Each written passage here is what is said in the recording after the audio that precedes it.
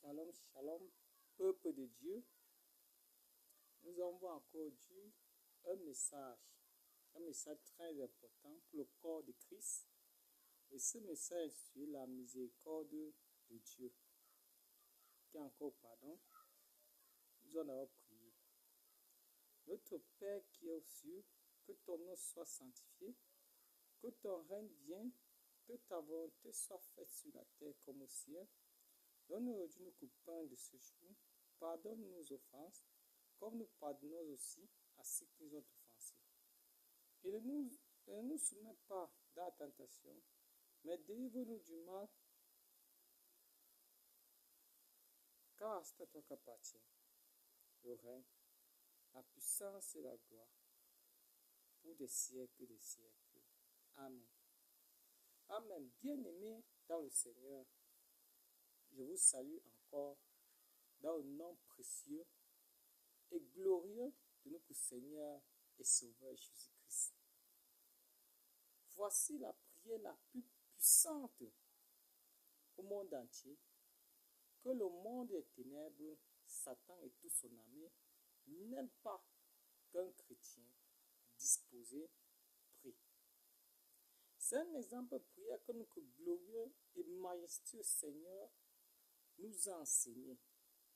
Dans cette prière, nous remarquons qu'il y a plusieurs messages, à savoir le règne de notre Père, la louange, la sainteté, la volonté de Dieu, son amour, sa compassion, la supplication, la délivrance, la gloire, la réconciliation ou encore le pardon, la délivrance, le règne, la puissance de Dieu et bien d'autres messages. Mais parmi ces messages, nous avons le pardon qui est un don de l'esprit. En même temps, le pardon, encore la réconciliation, peut dire de prime abord, Dieu a tant aimé le monde, qu'il a envoyé son Fils unique, afin qu'il vienne mourir sur la croix pour le pardon de nos péchés. La question que nous nous posons est de savoir s'il revient seulement à Dieu de pardonner les hommes, ou les hommes doivent aussi pardonner leurs prochains qui les ont offensés, ou les hommes ne doivent pas pardonner leurs prochains, ou ce devoir revient qu'à Dieu. Pour répondre à ces questions, nous allons d'abord définir qu'est-ce que le pardon. De prime abord, le pardon n'est pas charnel. Comme j'ai dit, c'est un don spirituel. Il est divin. C'est un acte de grâce ou encore un acte de foi envers notre Seigneur Jésus-Christ. Le pardon est un acte de foi qui pousse quelqu'un, cette personne peut être Dieu ou l'homme, à oublier, à aimer, à effacer les actes néfastes de ce dernier. C'est encore la réconciliation sans murmure ou encore sans remords. Donc le pardon implique l'amour. Le pardon sans l'amour est vain.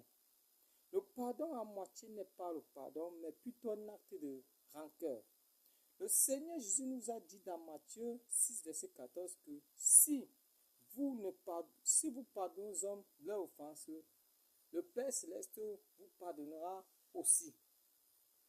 Nous voyons que si nous ne pardonnons pas nos frères ou sœurs, quel que soit son motif, le Dieu de miséricorde et de gloire ne nous pardonnera pas non plus. Car c'est un commandement divin. C'est un commandement de Dieu sans discussion. Car les enfants de Dieu sont la propriété de Dieu.